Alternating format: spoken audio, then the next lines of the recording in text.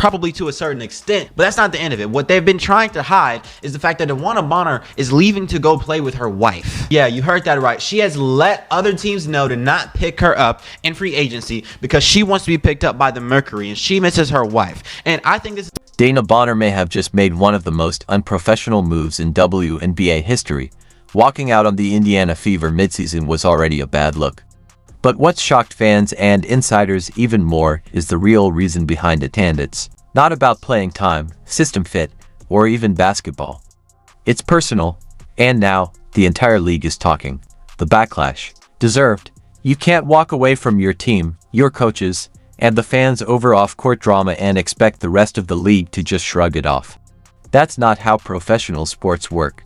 Which brings us to a bigger question: should personal relationships ever be allowed to interfere with professional commitments in sports? Because when they do, it doesn't just impact one player at a I have ever seen in any level of professional sports, and it has to be addressed. If you're not familiar, DeWanna Bonner is cut from the Indiana Fever. We have just waived her, and we've brought back Ari McDonald. DeWanna Bonner has not played in the last few Indiana Fever games, and we were all thinking it was because of personal reasons. And all us Indiana Fever fans were thinking it was something big. I even said on a few of my live streams, hey, we shouldn't talk bad about DeWanna until we know what's going on, because it could be something really bad going on at home. Maybe one of her family members have died. You don't want to talk bad about DeWanna Bonner at this point because she's out for personal reasons. It could be any reason. We just hope you come back soon. Well, we learned yesterday that DeWanna Bonner had no intention of coming back to the Indiana Fever. So initially we were wondering, hey, what is the reason? And the media has been feeding us this lie. The main reason why DeWanna Bonner is dipping out is because she wants to be in a starting position, and maybe she's mad about Lexi Hull outperforming her. Maybe she's mad about the fact that she's not getting the position of Natasha Howard on the team, and she's just been benched because she has not been playing well. They've also been saying that the fit is not well because she's a very slow player in a team that likes to play really fast. Affects entire rosters, fan bases, and the credibility of the league. Next voice, let's address what everyone's been tiptoeing around. DeWanna Bonner's exit from the Indiana Fever may go down as one of the most unprofessional moves the WNBA has seen. At first, we were told it was about basketball. Maybe she didn't like her role. Maybe she was frustrated that Lexi Hull was getting more playing time. Maybe the team's fast-paced style didn't suit her. All of those would have been fair reasons for a veteran to want out, but that wasn't the real story. Here's what actually happened, something the league and media have been slow to acknowledge. Bonner left not because of basketball, but because she wanted to be closer to her girlfriend, Alyssa Thomas, who plays for the Phoenix Mercury. Yes, seriously. One of the biggest midseason exits in recent memory came down to a personal relationship. Bonner, still under contract, chose to leave her team, her coaches, and her rookie teammates including Caitlin Clark just to be with her partner for a few extra months. In any professional league, this would be a major issue. Imagine an NBA or NFL player walking out midseason not because of injury, not over a trade, but just to be with their significant other. It would be all over the news, cause serious problems in the locker room, and damage the player's reputation. And that's exactly what's happening now. Bonner left a young team that depended on her experience and leadership. She walked away from Caitlin Clark, who looked up to her, and turned her back on the role she was supposed to play, helping guide a rebuilding team through a tough season. To make matters worse, she reportedly told every other team not to claim her off waivers, making it clear she only wanted to go to the Mercury. This wasn't just a departure, it was a demand. That's not how team sports work. That's not professional. That's personal life interfering with the job, and it sets a bad example. Should personal relationships decide where a player does or doesn't fulfill their contract? Most fans, and likely most teams, would say no. Bonner's decision didn't just let people down. It hurt her credibility, her team, and a league that's still working hard to earn respect. So now the big question is, where does the WNBA draw the line between personal freedom and professional commitment? Because if this move goes unchecked, what's stopping other players from doing the same? Next voice, let's clear something up right away. This isn't about who anyone dates. Opponents are dating each other. That is a whole liability in the WNBA. If you play on one team and your spouse plays on another team and you guys are playing against each other, and yeah, you still have to go home together, or maybe if you're on the different sides of the country, then you're not going to be able to go home together, but you're still going to be talking to each other, and then whenever you guys both have off time, you're going to go home together. That's a conflict of interest. You open up the door for sabotage. You open up the door for sharing other teams' playbooks and intentions going forward. You open the door for all type of gossip, all type of things that should not be happening between two opponents. Always going back to the olden days, professional sports has been about competition. You are not friends with your competition. Back in the day, Isaiah Thomas hated Michael Jordan. That was not something that they could go home to and then be buddy. Like, no, they hated each other and they wanted to beat the other player. No one's judging relationships or sexuality. That's not the point here. The real issue is what happens when personal relationships start driving professional decisions. When athletes begin putting their romantic lives ahead of their responsibilities to the team, it creates real problems not just for that team, but for the entire league and the sport's credibility. This isn't only about DeWanna Bonner, it's about what her choice symbolizes. Leaving your team mid-season not because of playing time, not because of coaching, but to be closer to your partner is crossing a line between personal life and professional duty. And in any serious sports league, that's a problem. Now think about what this means for fairness on the court. We're talking about players from different teams going home together. That naturally opens the door, sometimes unintentionally, to sharing inside information, how the team operates, coaching strategies, locker room talk. In a league with just 12 teams and 144 players, that kind of overlap matters a lot.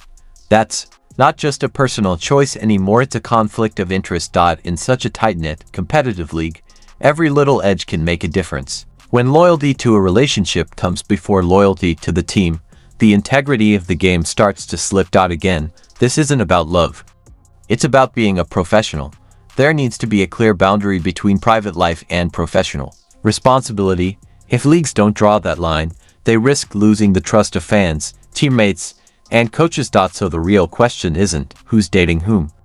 It's, should relationships be influencing trades, contracts, or playing time? Because once that starts happening, fairness, trust, and competitive balance are all on the line.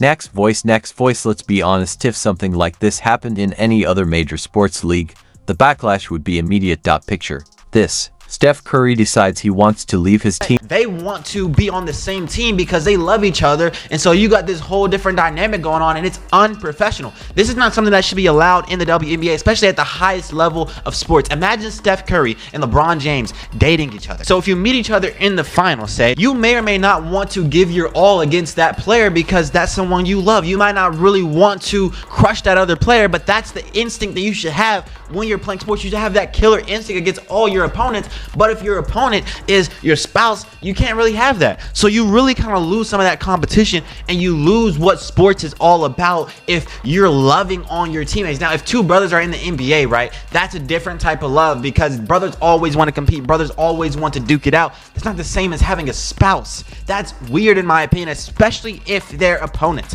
Now, if they're on the same team Midseason just to join LeBron because they're close friends and miss hanging out. Fans and media would explode not because of the friendship, but because it would completely undermine the competitive structure of the league. Yet in the WNBA, something similar happens, and it's treated like just another roster move. That's the problem. This isn't only about a personal relationship influencing a career move. It's about the way DeWanna Bonner handled it from start to finish. She didn't go through proper channels. She didn't request a trade or have an open conversation with the team's front office. Instead, she pulled back, gave vague personal reasons, and reportedly told every team not to bother claiming her off waivers except Phoenix. That's not how professionals operate. That's not being upfront. That's putting the team in a bind and calling the shots on the way out. The Indiana Fever gave her a big role, a veteran salary, and asked her to lead a young squad including rising star Caitlin Clark.